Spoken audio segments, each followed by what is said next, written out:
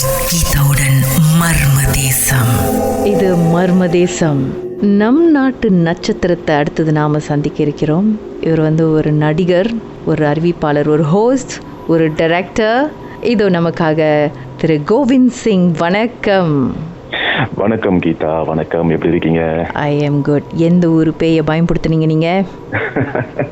என்னோட சொந்த ஊர் தான், பெனாங் பேய் தான்.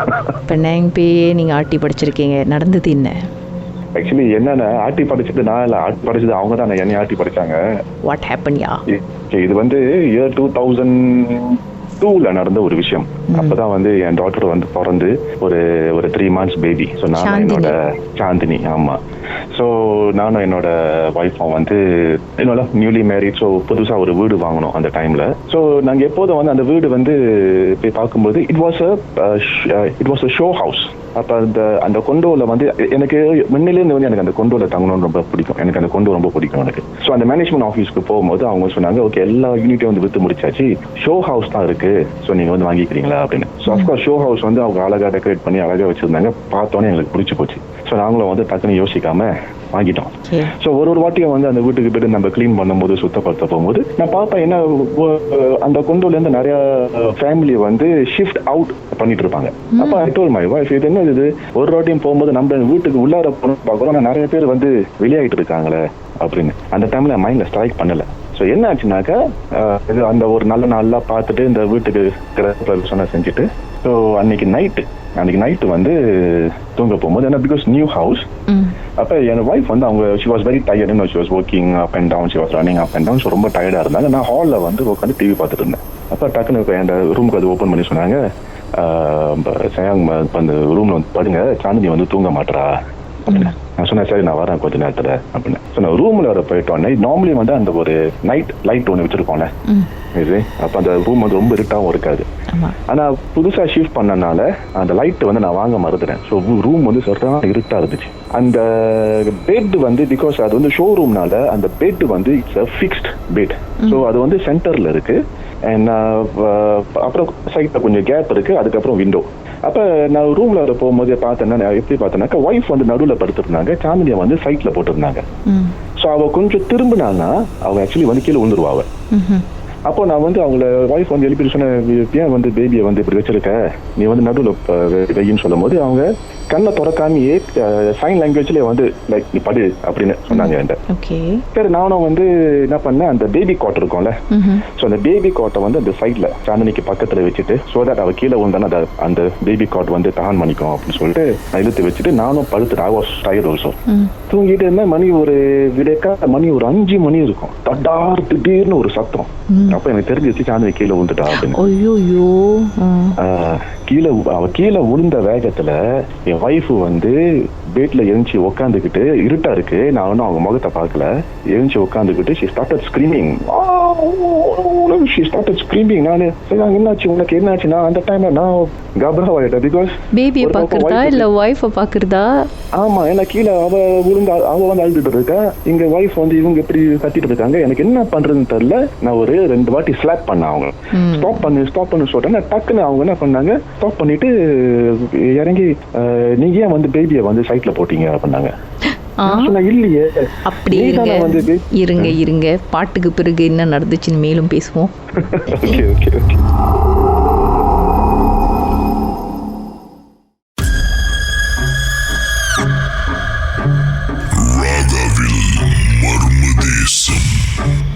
இது மர்மதேசம். நம் நாட்டு நட்சத்திரம் திரு கோவிந்த் சிங் அவருடைய அனுபவத்தை தான் நாம் பேசிகிட்டு இருக்கோம். 2002ல் பெனாங்கில் நடந்த ஒரு சம்பவம். அவங்க வீட்டில் நடந்தது. குழந்தை கீழே விழுந்து கிடக்குது. மனைவி திடீர்னு அலற ஆரம்பிக்கிறாங்க. என்ன நடந்துச்சுன்னு ஒன்றுமே புரியல. சொல்லுங்க, அதுக்கப்புறம் என்னாச்சு? ஸோ நான் அவங்கள அரைச்சோன்னா டக்குன்னு அவங்க முடிச்சுக்கிட்டாங்க. நார்மல் ஆகிட்டாங்க. நார்மல் ஆகிட்டு சொன்னாங்க, பேபி நீங்கள் ஏன் சைட்ல போட்டீங்க அப்படின்னு. அப்போ நான் சொன்னேன், இல்லையே நான் சைட்ல போடலையே, நீ தான் சைட்ல போட்டா. நான் உன்னை எழுப்பி அப்பயும் கேட்டு, ஏன் பேபியை சைட்ல வச்சிருக்கேன், நீ தான் படுன்னு சொன்னேன் அப்படின்னு. ஸோ டக்குன்னு போயிட்டு சாந்தினியை தூக்கிட்டு பெட்ல வச்சுட்டு லைட்டை ஆன் பண்ணிட்டு நான் சாந்தினியை செக் பண்றேன், எங்கேயாவது அடிபட்டிருக்கான்னு செக் பண்ணும்போது சாந்தினியோட சைட்ல அவங்க பில்லோல வந்து டக்குன்னு ஒரு ரெட் டாட், ஒரு பிளட் ஸ்பாட் மாதிரி ஒரு டாட், அப்புறம் லெஃப்ட் ஹேண்ட் சைட்ல ஒரு டாட், அவங்க தலை மேல ஒரு டாட். எனக்கு வந்து அது வந்து பிளட் ஸ்பாட் தெரிஞ்சிருச்சு எனக்கு. அது வந்து நான் வந்து நம்ம தான் சினிமாக்காரனாச்சா, டக்குனு மேல சீலிங்க பார்த்தேன் மேல ஏதாவது இருக்கு அப்படின்னு பார்த்தா மேல ஒன்றும் இல்லை. அது வரைக்கும் சாந்தினியோட ரத்தமும் கிடையாது, அவங்களோட ரத்தமும் கிடையாது. பிகாஸ் அவங்க உடம்புல அடிபடல. அது வரைக்கும் நான் வந்து என் ஒய்ஃபோட மூஞ்சே நானும் பார்க்கல. ஓகேயா, நான் வந்து I was actually concentrating on Chandni.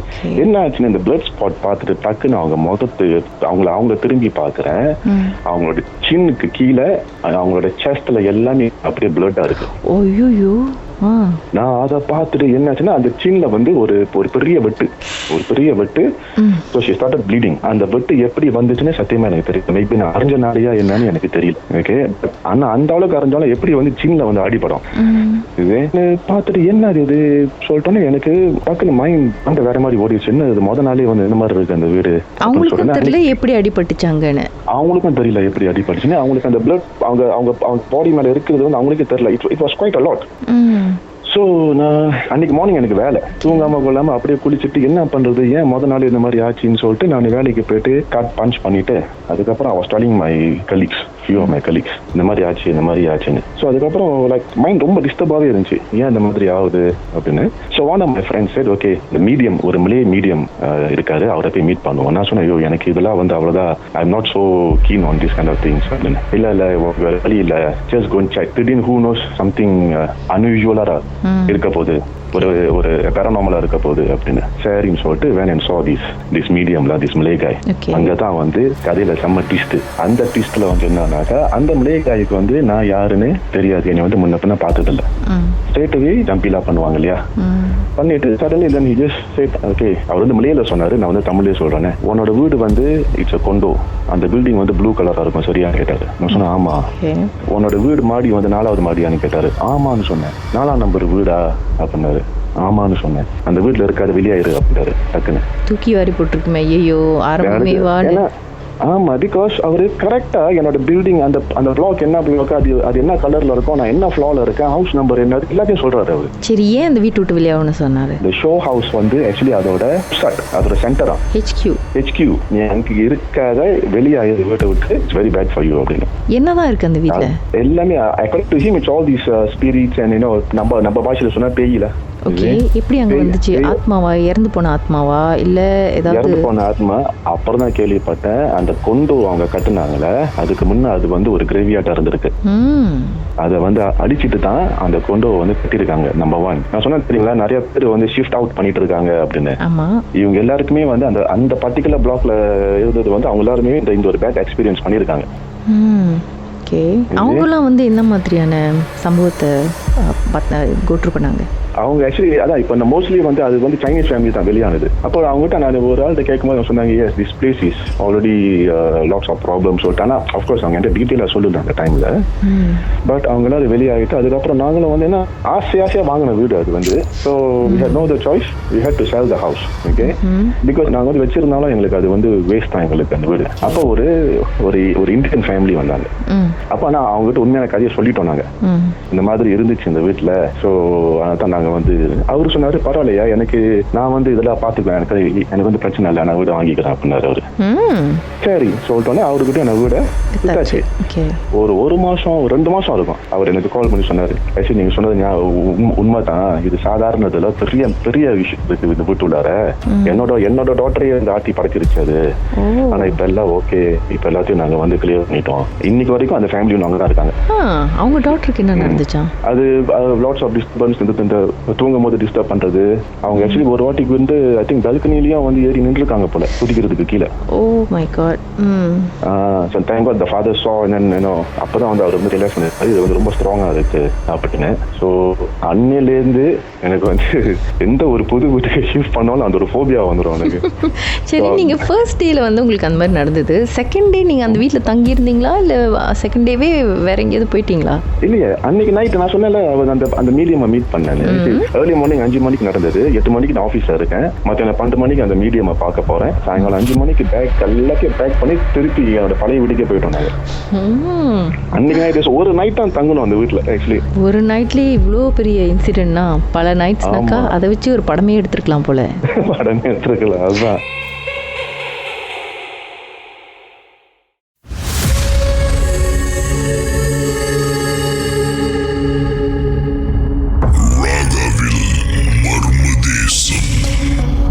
நடந்தது என்ன திரு குமராஜ்? ஓகே, இது வந்து ஒரு ரியல் ஸ்டோரி. 2014 or 15 சம்திங் நடந்துச்சு. ஸோ என்னதுன்னா வந்து எனக்கே வந்து உடம்புல வந்து ஒரு தீய சக்தி வந்து புகுந்துருக்கு. ஸோ அந்த டைம் வந்து நான் வந்து ஸ்கூல் படிச்சுக்கிட்டு இருக்கேன், படுங்க ஸ்கூல் படிச்சுக்கிட்டு இருக்கேன். ஆக்சுவலி நம்ம இருக்கிறது வந்து ஒரு கம்பவுண்ட், ஒரு எஸ்டேட்னு சொல்லுவாங்க, அங்கே இருக்கும். இப்போ இன்ன வரைக்கும் அங்கே தான் இருக்கோம். ஸோ அப்போ ஸ்கூல் முடிஞ்சு வீட்டுக்கு வந்து சாப்பிட்டு ஸோ பின்னாடி வந்து அலூர், ஸோ அதில் வந்து போயிட்டு மீன் பிடிக்கிறது அந்த மாதிரி சும்மா உட்காந்துருப்பேன். ஆக்சுவலி வந்து ஒண்டி தான் உட்காந்துருப்போம், ஃப்ரெண்ட்ஸ்லாம் யாரும் வர மாட்டாங்க.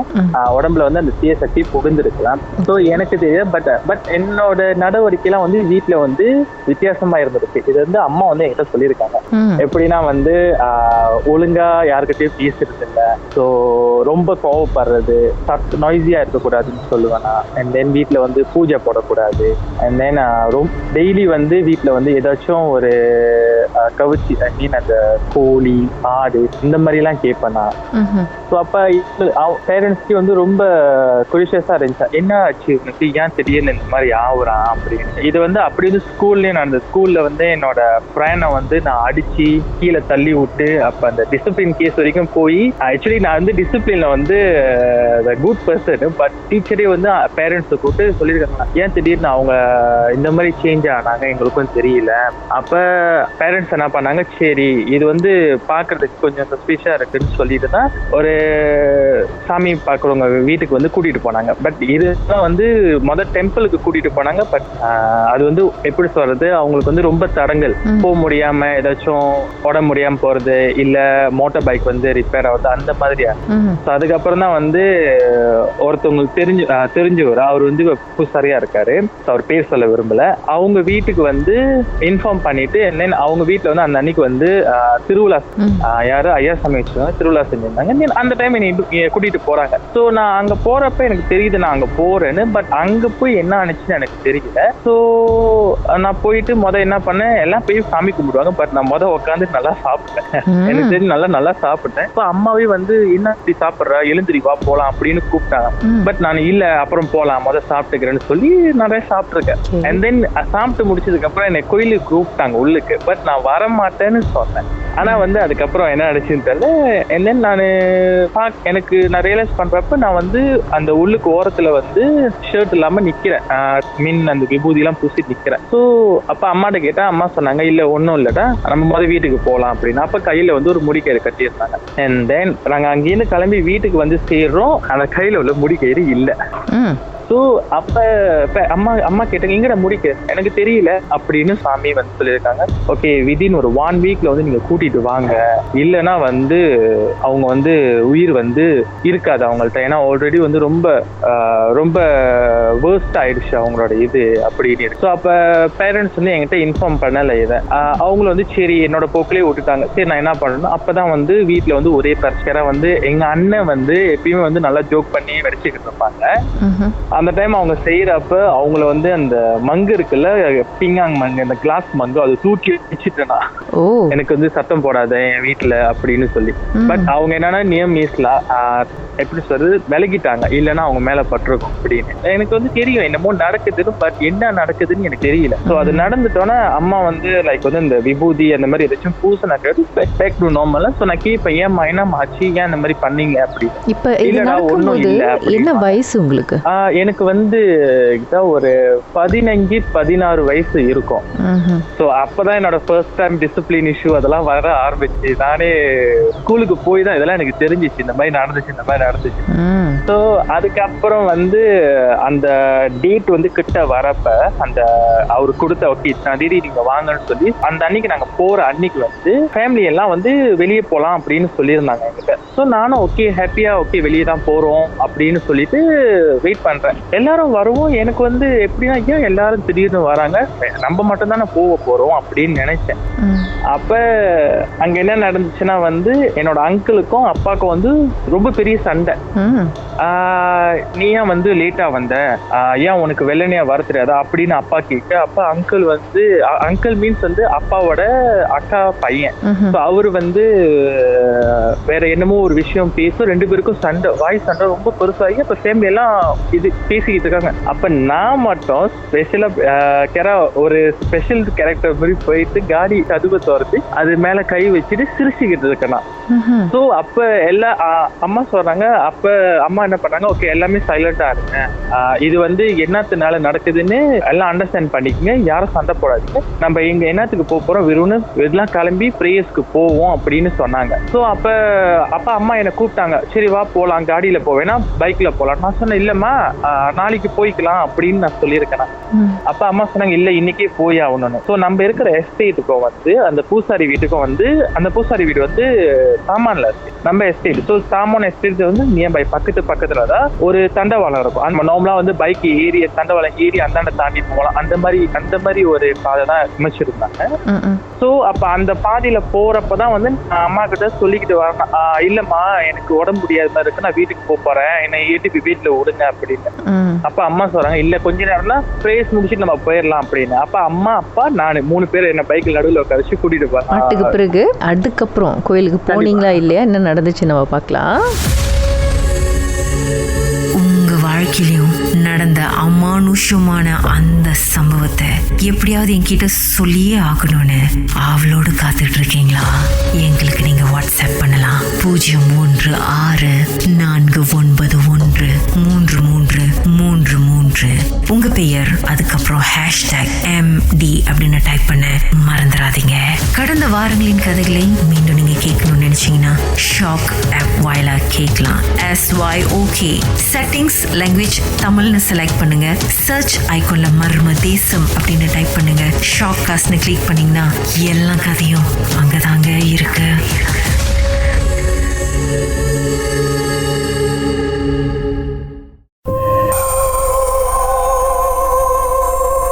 ராகவில் கீதாவுடன் மர்ம தேசம்.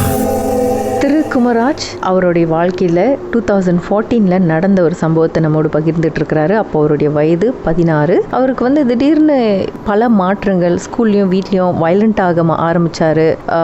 ஆடு சாப்பிடாதவர் ஆடு சாப்பிட ஆரம்பிச்சாரு. ஸோ இவர் ரொம்ப வித்தியாசமாக பிஹேவ் பண்ண ஆரம்பிக்கிறாரு. இன்னமும் இவருக்கு பிரச்சனைன்னு சொல்லிட்டு அம்மா கோயிலுக்கு கூட்டிகிட்டு போகிறாங்க. அதுக்கப்புறம் ஒரு வாரம் கழிச்சு வாங்கன்னு சொன்னப்போ ஒரு வாரம் கழிச்சு பல பிரச்சனைகளுக்கு பிறகு தடுங்களுக்கு பிறகு கோயிலுக்கு போகிறாங்க 3 பேரும் பைக்கில். சொல்லுங்க என்ன நடந்துச்சு? அம்மா கிட்ட போக மாட்டேன்னு நீங்க சொல்ல அதுக்கப்புறம் அம்மா வந்து ரொம்ப அரகண்டா மாட்டோம், இல்ல நம்ம போய் ஆகணும் அப்படின்னு என்ன மிரட்டுறாங்க. ஸோ அப்ப நான் அம்மாவுக்கு வந்து கொஞ்சம் பயம் தான். ஸோ நான் என்ன பண்ணேன் ஓகேன்னு சொல்லிட்டு அப்ப அவங்க வீட்டுக்கு போனதுக்கு அப்புறம் ஒரு நைட் ஒரு 9-10 இருக்கும் டைம். ஸோ நான் வாசல்ல நின்னுகிட்டே தான் இருக்கேன். எனக்கு தெரிஞ்சு நாங்க நிக்கிறேன்.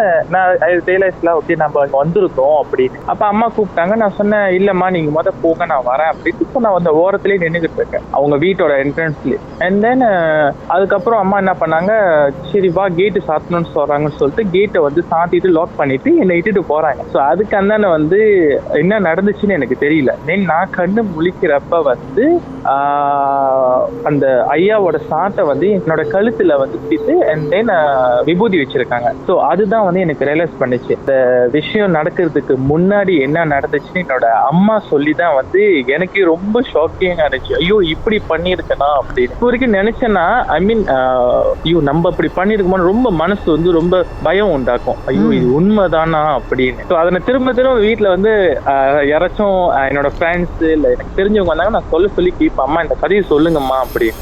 ஸோ என்ன நடந்துச்சுன்னா, ஸோ அம்மா இட்டுட்டு போன கையோட நான் வந்து அங்க நின்று ஐயா வந்து அவங்க அழைச்சதுக்கு அப்புறம் என்ன உட்கார சொன்னாங்க. ஸோ உட்கார்ந்த கையோட என்னோட ஷர்ட் ரிமூவ் பண்ண சொன்னாங்க. ரிமூவ் பண்ணிட்டு அப்ப அவரு கேட்டாரா உன் பேரு என்ன அப்படின்னு. அண்ட் தென் நான் சொன்னேன்னா என் பேர் வந்து காமராஜ்னு நான் சொன்னேன்னா, இல்ல நான் உன் பேரு கேட்கல, உன்னோட உடம்புல இருக்க அந்த பேரை கேட்கறேன். இல்ல காமராஜ் தான், நீ போய் சொல்லாத உன் பேரை சொல்லு அப்படின்னு. அப்பதான் வந்து இல்ல இந்த என் பேரு அப்படின்னு வந்து அது அரகண்டா சொல்லவும் அவன் பாட்டியில அடிச்சவன ஒரு மாதிரி அந்த ஒரு காலை கீழே வச்சுட்டு ஒரு காலை மேல வச்சுட்டு ஐயாவுக்கு அந்த என்ன சொல்லுவாங்க அந்த நிகரா நிப்பாங்கன்னு சொல்லுவாங்கல்ல அந்த மாதிரி நின்னுட்டு தென் வாய்ஸ் எல்லாம் சேஞ்ச் பண்ணிட்டு ஒரு மாதிரி ஆக்ரோஷ குரல்ல பேசினாங்க அப்படின்னு. சோ அவங்க வந்து ஒரு காய் தூக்கு மாட்டி இறந்துவங்க. ஸோ தூக்கு மாட்டி இறந்து அவங்களோட ஆசை நிறைவேறாம அவங்க வந்து சுத்திக்கிட்டே இருந்திருக்காங்க. இருந்தாங்க. ஸோ அந்த டைம்ல வந்து நான் வந்து வீட்டு பின்னாடி போய் மீன் பிடிக்க போகும், அது வந்து என்னோட உடம்புல புகுந்துடுச்சு. அது வந்து அந்த உச்சி நேரம்னு சொல்லுவாங்கல்ல, அரௌண்ட் ஒரு 1:30 அந்த மாதிரி. அப்ப அது புகுந்தோன்னே அதோட பழக்க வழக்கங்களுக்கு என்ன மாத்திக்கிச்சுங்க அது. பட் வீட்டுல வந்து பிரேஸ் நடக்கிறப்பெல்லாம் அது வந்து வராதான். அண்ட் தென் பிரேஸ் மூலியம் திருப்பி வந்து அது வந்து ஓகே என்னோட உடம்புல வந்து புகுந்துற மாதிரி அப்படி இருந்திருக்கு. ஸோ அப்ப அவர் வந்து சொல்லியிருக்காரு, அந்த ஐயா நீ வந்து இந்த உடம்பு விட்டு போகணும், ஏன்னா இது வந்து உன்னோட நிரந்தர உலகம் இல்ல, உன்னோட இது வேறு இல்ல, நான் போக மாட்டேன் அப்படின்னு. அப்ப அவர் வந்து சொன்னா, நீ போலன்னா உன்னை வந்து நான் அழிச்சிருவேன் அப்படின்னு சொல்லவும் அது சொன்னிச்சா, சரி நான் போறேன், எனக்கு வந்து ரொம்ப பசியா இருக்கு, எனக்கு வேண்டியதை நீ கொடு அப்படின்னு கேட்டு. அப்ப அவரு சொன்னாரா, உனக்கு என்ன வேணும்னு கேட்க மாட்டாங்களாம், ஏன்னா உனக்கு என்ன வேணும்னு கேட்டா அது வந்து உயிர் கேட்கும் அப்படின்னு சொல்லிட்டு, சரி எங்களால முடிஞ்சதை கொடுக்குற, ஒரு சேவலை கொடுக்குற அப்படின்னு. ஸோ அப்ப அந்த ஆத்மா வந்து அக்ரி பண்ணிக்கிட்டு அண்ட் தென் அந்த சக்கரம் போடுவாங்க, அந்த அந்த ஸ்டார் மாதிரி ஒரு சக்கரம் போடுவாங்கல்ல, அந்த சக்கரம் போட்டுட்டு நடுவுல உட்கார சொன்னாங்களாம். நடுவுல உட்கார சொல்லிட்டு அண்ட் தென் அந்த அஞ்சு மூலையிலையும் வந்து சொன்னாங்களாம் ஃபேமிலி மெம்பர்ஸ் வந்து. அப்ப அம்மா, என்னோட 2 மாமா, அப்புறம் சித்தப்பா, அம்மா 5 பேர் இருந்தாங்களா. அப்போ 5 பேரையும் 5 ஸ்டார்ல உட்கார வச்சு சொன்னாங்களாம், இந்த சூடம் வந்து அமையாம நீ ஏத்திக்கிட்டே இருக்கணும் அப்படின்னு. அப்ப எல்லாருக்கும் கொஞ்சம் பயம் தானே, என்னடா இது இந்த மாதிரி சொல்றாங்களே அப்படின்னு. அப்ப அவர் சொன்னாரா, எக்காரணத்துக்கு கொண்டும் அமையக்கூடாது, யாரும் பயப்படாதீங்க, தைரியமா இருக்கிறீங்கன்னா உட்காருங்க அப்படின்னு. அப்ப எல்லாரும் தைரியமா இருக்கும்னு சொல்லிட்டு எல்லாம் உட்காந்து, நான் நடுவுல உட்காந்து லைட் எல்லாம் அடைச்சிட்டு and then ஒரே ஒரு அகல் விளக்கு கொளுத்துனாங்களா என் பண்ணக்கு. கொளுத்திட்டு என் தலையில ஒரு சோப்பு துணி வந்து போத்திட்டு, ஐ மீன் அந்த அந்த பாட்டிங்க எல்லாம் வந்து தலையில துணி போட்டுட்டு இருப்பாங்கல்ல, ஸோ அந்த மாதிரி கெட்டப்ல என்ன உட்கார வச்சுட்டு ஒரு மின்னுக்கு ஒரு பெரிய மண்பானையை வந்து மின்னுக்கு வச்சுட்டாங்களா என் மண்ணுக்கு வச்சுட்டு. அப்ப சொன்னாங்களாம், இப்ப வந்து அவங்க முகத்தை நீங்க பாருங்க அப்படின்னு. அப்ப என்னோட அங்கிள்ஸ் அம்மா பார்த்துட்டு பயந்துட்டாங்க, இன்னும் மூஞ்சி வந்து போல்டான ஒரு பர்சன் இருந்தா எப்படி இருக்கும், ரொம்ப வயசான அந்த ரத்தம்லாம் நம்மளுக்கு இல்லாம அந்த மாதிரி பர்சன் அந்த மாதிரி இருந்துச்சு. அப்ப பார்த்துட்டு பயந்துட்டு, அப்ப அவர் சொன்னா பயப்படாதீங்க, ஸோ இதுக்கப்புறம் வந்து சூடாமியாம பாத்துக்கங்க. அப்ப அந்த சேவலை வந்து கையில கொடுத்தாங்களாம், என்னோட கையில கொடுத்து ஃபியூ செகண்ட் கூட இல்லையா, சேவல் அப்படி துடிச்சு இறந்து அந்த சேவல் வந்து அப்படி கீழே விழுந்துருச்சான். ஸோ அந்த சேவலை வந்து அவர் எடுத்து பாக்குறாரோ, ஒரு சொட்டு ரத்தம் கூட அந்த சேவல்ல இருந்து கீழே விழுவுல. அந்த ரத்தத்தை நான் குடிச்சிருக்கேன். சார் ஒரு நிமிஷம் அப்படியே லைன்ல இருங்க, பாட்டுக்கு பிறகு மேலும் பேசலாம். மர்மமான சம்பவத்தை நீங்களும் எங்களோடு பகிர்ந்துக்கணும்னு நினைச்சீங்கன்னா வாட்ஸ்அப் பண்ணுங்க 0364413333. உங்க பெயர் அதுக்கப்புறம் #MD அப்படின்னு டைப் பண்ண மறந்துடாதீங்க. மர்ம தேசத்தில் இடம்பெற்ற கதைகளை மீண்டும் கேட்கணும் அப்படின்னு நினைச்சீங்கன்னா ஷாக் என்ற ஆப்லயும் இருக்குங்க, SYOK. லாங்குவேஜ் செட்டிங் தமிழ்னு செட் பண்ணுங்க, சர்ச் பட்டன்ல மர்ம தேசம்னு டைப் பண்ணுங்க. ஷாக் காஸ்ட் பக்கத்தில் மர்ம தேசத்தில் இடம்பெற்ற எல்லா கதையும் நீங்கள் கேட்கலாம்.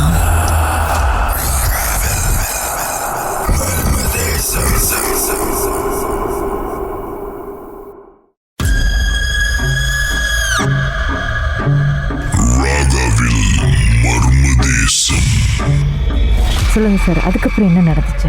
அப்ப அந்த அந்த சேவலை வந்து எடுத்து அந்த அந்த மண்பானை உள்ள போட்டுட்டு, அப்ப அவர் வந்து என்னோட கையில வந்து நூல் தீர்ந்தாராம். அந்த நூலை எடுத்து மந்திரம் படிச்சு அண்ட் தென் அந்த சூடத்தை அதுல போட்டு கொளுத்தினோன்னே நான் வந்து மயக்கம் வந்து கீழே விழுந்துட்டேன். ஸோ விழுந்ததுக்கு அப்புறம் தான் என்னை வந்து தண்ணி தெளிச்சு எழுப்புனாங்க. என்ன நான் தான் அப்பதான் ரியலைஸ் பண்ணேன், நான் இங்க உட்காந்துருக்கேன் அப்படின்னு. அப்புறம் தான் என்னை போய் குளிச்சுட்டு வர சொன்னாங்க. குளிச்சுட்டு வந்தோன்னே தான் அப்பதான் நானே பார்க்க, ஏன் அம்மா அங்க உட்காந்துருக்காங்க, எல்லாம் அங்க உட்காந்துருக்காங்க. நான் கேட்டேன், ஏன்மா என்ன ஆச்சு, ஏன் நான் இங்க இருக்கேன் அப்படி. இல்லடா ப்ரேஸ் பண்ணோம் அப்படின்னு தான் சொன்னாங்களே தவிர இந்த கதை என்கிட்ட அப்ப சொல்லல. அதுக்கப்புறம் வந்து ஐயா கிட்ட போய் உட்காந்தோன்னா ஐயா வந்து துண்டை வந்து எடுக்க சொன்னாரு. உடம்புல இருந்து துண்டை எடுத்தோன்னே என் உடம்ப வந்து பார்க்க சொன்னாரு. நான் அப்ப கொஞ்சம் பிளம்மா இருப்பேன், ரொம்ப அப்படியே எலும்பாயி, இந்த இப்ப ஒரு பேஷண்ட் வந்து இப்ப சீக்கு வந்துருச்சுன்னா ரொம்ப எலும்பாயிருவாங்கல்ல, அந்த மாதிரி ஒரு சிச்சுவேஷனுக்கு நான் போயிட்டேன். ரொம்ப வீக்கா அந்த மாதிரி. அப்போ அவர் சொன்னார் ரொம்ப இது வந்து உருக்கிடுச்சு ஆளை அப்படின்னு சொல்லிட்டு. ஸோ அதுக்கப்புறம் வந்து அவர் சொன்னாரு பயப்படாதீங்க. ஸோ 3 நாளைக்கு வந்து வீட்டுல வந்து அந்த கனி வந்து செய்யணும்னு சொல்லிட்டு கொடுத்துருந்தாரு. ஸோ அது எப்படி செய்யணும்னா வீட்டுக்கு நம்ம இங்கேருந்து வீட்டுக்கு போயிட்டு செய்யணும்னு. ஸோ அதுக்கு முன்னாடி வந்து ஒரு விஷயம் நடந்துச்சு கீதா. அது வந்து என்னோட அங்கிள் சொல்லிதான் எனக்கே தெரியும். அவங்க வந்து அந்த அந்த மண் குடத்துல தானே அந்த சேவல் அந்த நூல் எல்லாம் போட்டு அந்த ஆத்மாவாதனை அரைச்சி எடுத்துட்டு போனாங்கல்ல. ஐயா சொல்லியிருக்காரு இதை எடுத்துட்டு போயிட்டு சுடுகாட்டுல தான் நீங்க போட்டுட்டு வரணும் அப்படின்னு. ஆக்சுவலி வந்து நம்மளோட எஸ்டேட்டோட சுடுகாடு வந்து நியர்பை தான் இருக்குது பாருங்களேன். ஸோ அங்கதான் போய் போடணும் அப்படின்னு. ஸோ அங்க வந்து என்னோட அங்கிள் அப்புறம் அந்த அந்த சாமி கூட ஒருத்தர் இருந்தாரு, அவரோட சிஷ்ய பிள்ளை, அவரும் தான் வந்து செஞ்சுக்கிட்டாரு. ஸோ 2 பேரும் பைக்ல வந்து போயிருக்காங்க. அங்க பைக் சுடுகாடுகிட்ட போறப்பே பைக் வந்து நின்றுச்சு, ஆஃப் ஆயிடுச்சான். ஆஃப் ஆயிட்டோன்னு அப்ப ஆஃப் ஆயிட்டோன்னா அப்ப அந்த சிஷியப்ல வந்து ரொம்ப பயந்துட்டாரு. அவர் சொல்ற அண்ணா என்னால முடியாது, எனக்கு ரொம்ப பயமா இருக்கு அண்ணா அப்படின்னு. அப்ப அங்கிள் சொன்னாரா பரவாயில்லையா நீங்க இங்கேயே நில்லுங்க, நீங்க வர வேணாம் அப்படின்னு. அப்ப என்னோட அங்கிள் வந்து உள்ளுக்கு என்டர் பண்ணவும் ரொம்ப காத்து அடிக்கும். அவருக்கு வந்து தெரிஞ்சிருச்சான், ஓ இது வந்து என்னமோ பண்ணுது அப்படின்னு. அப்ப யாரோ வந்து சிரிக்கிற மாதிரி, ஐ மீன் வேகமா அப்படியே சிரிக்கிற மாதிரி சத்தம் கேட்குறான். அப்ப அங்கிள் வந்து என்ன பண்ணாரா, அவர் வந்து கொஞ்சம் அவருக்கும் வந்து நல்லா பண்ணுவாரு. ஸோ பயப்பட மாட்டாரு. அவர் என்ன பண்ணாரு, நேரா போயிட்டு அதை சுடுகாட்டுல வச்சுட்டு திரும்பவும் அந்த பானை வந்து படார்னு வெடிச்சிருச்சா. ஸோ வெடிச்ச உடனே அங்கிள் என்ன பண்ணாரு, விறுவிறுன்னு வந்துட்டாரு. வரும் அந்த காத்து அப்படியே ரொம்ப வேகமா அந்த காத்து சுத்தி அப்படியே அவருக்கு தெரியுது அந்த ஃபீல், அந்த காத்து வந்து நம்மள சுத்தி அடிக்குது அப்படின்னு. அவர் வந்து ஒன்னும் செய்யலையா, ஐயாவை நினைச்சுக்கிட்டு விறுவிறுன்னு 2 பேரும் மோட்டர் எடுத்துட்டு வந்துட்டாங்க. வந்ததுக்கு அப்புறம் நாங்க உட்காந்துருக்கேன். ஸோ அவரு கேட்கிறாரு, ஐயா என் மணிக்குதான் என்னடா நான் நீங்க போயிட்டு போடுறப்ப வேலையை காமிச்சிச்சா அப்படின்னு. அப்ப அவங்க 2 பேரும் ஆமாயா ரொம்ப இதா இருக்கு, ஏன்னா அது வந்து ரொம்ப ஆவலோட இருந்த ஒரு ஆத்மா. ஸோ அதனாலதான் வந்து அதோட சேட்டையை வந்து எல்லாத்திட்டையும் காமிக்குது அப்படி. ஸோ அதுக்கப்புறம் வந்து அவரு முடிக்கெல்லாம் கட்டிட்டு சொன்னாரு 3 நாளைக்கு வந்து கொஞ்சம் கேர்ஃபுல்லா இருக்க சொன்னாரு. லேட் நைட் வெளியே போவேன்னா என்ன நடந்தாலும் வந்து வீட்டு உள்ளுக்கு பூந்ததுக்கு அப்புறம் வெளியே வர வேணாம் அப்படின்னு சொல்லிட்டு. ஸோ என்ன நடந்துச்சுன்னா கிட்ட அந்த 3 நாள் எனக்கு இன்னும் அது ஞாபகம் இருக்கு. நாங்கெல்லாம் வந்து ஹால்ல தான் படுப்போம். அத்தைங்க இருக்காங்க, அப்போட கூட பிறந்தவங்க. ஸோ 3 பேர் வந்து இன்னும் மேரேஜ் பண்ணல. ஸோ நான் ஹால்ல படுத்திருக்கேன். என்னை வந்து யாரோ வந்து கூப்பிடுறாங்க வெளியே, என் பேர் சொல்லி எனக்கு வந்து கதவு தர நான் உள்ளுக்கு வர போறேங்க அப்படின்னு கூப்பிடுறாங்க. அப்ப நான் எழுந்திருச்ச கையோட அத்தை என்ன பண்ணாங்க, ஈசனா இப்ப எங்க போற அப்படின்னு. இல்ல யாரோ கூப்பிடுறாங்க, கதவு திறக்க போறாங்க, வேணா படுன்னு சொல்லிட்டாங்க. And then the second day வந்து என்ன நடந்துச்சுன்னா வந்து என்னோட அப்பா மாதிரி வந்து கூப்பிட்டுச்சு, ஐயா ஸ்கூலுக்கு மணியாச்சு கிளம்பலியா அப்படின்னு. அதுவும் வரம்பா அப்படின்னு எழுந்திரிச்சும் திருப்பி வந்து என்னோட அத்தை தான் வந்து சொன்னாங்க, எங்க போறடான்னு. ஸ்கூலுக்கு மணியாச்சு, அப்பா அழுப்புறாரு, மணி பத்தியா மணி வந்து 3 தான், நீ இப்ப எங்க ஸ்கூலுக்கு போற, படு நீ தான் லீவ்ல தானே இருக்க அப்படின்னு சொல்லிட்டு ஏசி படுக்க வச்சுட்டாங்க. த லாஸ்ட் டே தான் வந்து என்னோட அம்மா மாதிரி, ஆக்சுவலி அம்மா வந்து கொஞ்சம் அப்ப ஸ்கூல் படிக்கலாமே கொஞ்சம் ஸ்ட்ரிக்டா இருப்பாங்க. அம்மா மாதிரி என்னோட இன்னும் தூங்கிக்கிட்டு இருக்க, விருவனு எழுந்திரி அப்படின்னு சொல்றாங்க. ஸோ நானும் வந்து எழுந்திரிச்சிட்டு என்ன நான் வந்து அந்த இன்னும் அந்த கதவு கிட்ட நியர்பை போல அந்த கதவு வந்து யாரோ ஐ மீன் அப்படி கீறுற மாதிரி ஒரு சத்தம். ஸோ அப்போ நான் பயந்துக்கிட்டு நான் என்ன பண்ணேன், வந்துட்டான். பார்த்து சொன்னாங்க எங்கடா போயிட்டு அப்படின்னு. நான் சொன்னேன் இல்லத்தான் நான் கதவு கிட்ட போயிட்டு வந்துட்டேன், வந்து படு, நான் எத்தனை வாட்டி தான் உங்ககிட்ட சொல்றது அப்படின்னு ஈசிட்டு என்னை படுக்க வச்சுட்டாங்க. அண்ட் தென் மறுநாள் நான் காலையில போயிட்டு கதவு பார்க்குறோம், கதவு ஃபுல்லா கீறுது. கூட்டிட்டு போறதுக்கு ஆமா, ஏன்னா அவர் சொன்னாரு 3 days வந்து கேர்ஃபுல்லா இருக்கு சார். ஸோ ஆஃப்டர் 3 days வந்து அது எதுவுமே இல்லை, பேக் டு நார்மல் ஆயிடுச்சு. ஸோ இது எல்லாம் வந்து அம்மா வந்து ஆஃப்டர் ஒரு 1 year 2 year பிளாஸ் தான் வந்து என்கிட்ட இந்த கதையெல்லாம் சொன்னாங்க. சொல்லவும் வந்து நான் இப்படி பண்ணியிருக்கேனா அப்படின்னு. அதுவும் இல்லாம என்னோட அங்கிள்ஸ் இது வரைக்கும் வந்து வடைப்பாங்க, நீ வந்து கோழி பச்சை ரத்தத்தை குடிச்சதானே அப்படின்னு வடைப்பாங்க. ஸோ அதெல்லாம் வந்து ஒரு மறக்க முடியாத ஒரு இன்சிடென்ட். ரத்தம் நல்லா ருசியா இருந்துச்சா? இதுதான் ஐயோ எனக்கு தெரியல கீதா, ஆனா நான் குடிச்சேன்னா அது வந்து அந்த ஆத்மா தானே குடிச்சிச்சு. ஸோ தெரியல நம்மளுக்கு. பட் இருந்தாலும் அது வந்து ரொம்ப ஒரு பயங்கரமான ஒரு விஷயம் என்னோட லைஃப்ல நடந்தது. உங்க வாழ்க்கையில மறக்க முடியாத அமானுஷ்யமான சம்பவம் நடந்திருக்கா? இந்த சம்பவத்தை எப்படியாவது என்கிட்ட சொல்லணும்னு ரொம்ப காலமா காத்துட்டு இருக்கீங்களா? போன் எடுங்க, எங்களுக்கு வாட்ஸ்அப் பண்ணுங்க. 016491 3333. உங்க பெயர் அதுக்கப்புறம் #MD அப்படின்னு டைப் பண்ண மறந்துடாதீங்க. கடந்த வாரங்களின் கதைகளை மீண்டும் நீங்கள் கேட்கணுமா? ஷாக் ஆப் வாயிலா கேட்கலாம். SYOK செட்டிங்ஸ் லாங்குவேஜ் தமிழ்னு செலக்ட் பண்ணுங்க. சர்ச் ஐகான்ல மர்மதேசம் அதுக்கப்புறம் ஷாக் காஸ்ட்னு கிளிக் பண்ணா எல்லா கதையும் அங்கதாங்க இருக்கு.